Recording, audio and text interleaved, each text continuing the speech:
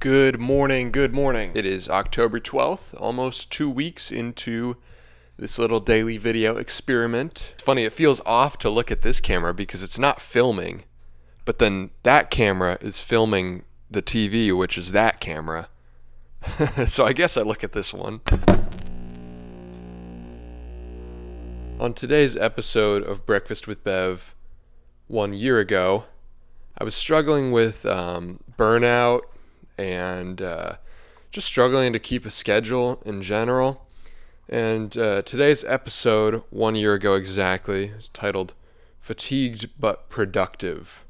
It was the day that I kind of broke through my unproductive streak and was able to get things done to schedule as I intended. I've had an on and off relationship in my life with very strict, written up schedules.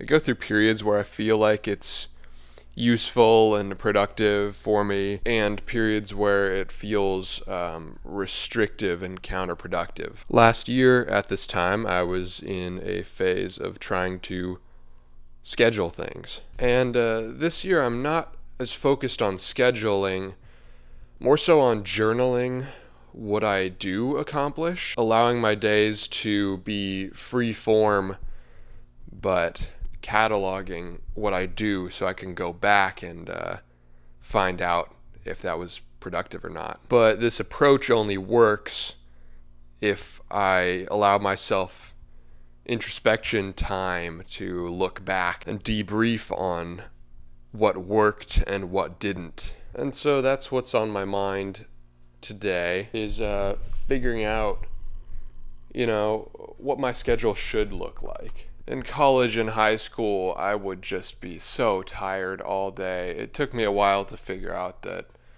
I cannot operate on 6 hours of sleep like everybody else can. I need at least 8 hours. Like, I would actually just shut down and fall asleep in every other class of the day, basically. And I had the same problem with work after leaving school, just having trouble finding my balance and my routine. I mean, there was a summer that I worked asphalt, and literally I would just do 10 to 12 hour days. I would go home and I would sleep for the rest of the day. That rest of the 12 hours or 14 hours, I would get up and I would go right back to it. And I did that for a whole summer. It's a fine balance for me. It's a fragile balance, and something that I honestly need to be more intentional about in my life. I have the brain of an ambitious, risk-taking 23-year-old, but the physiology of a sleepy old grandpa. And at this small company that I've worked at for the last year, it's been good that I've not had to adhere to somebody else's written schedule, and that I can decide for myself what works and what doesn't work. Now, there's pitfalls with that because it allows me to make better decisions, but it allows me to make worse decisions as well. But this is a very necessary step in this figuring out of lifestyle routine for me, is having the actual freedom to be able to try things and figure out what works. And so when I look back to a year ago, 2 years ago, 5 years ago, I'm seeing, a guy on a rocking boat that's doing everything in his power to not fall off or to swim back once he does fall off.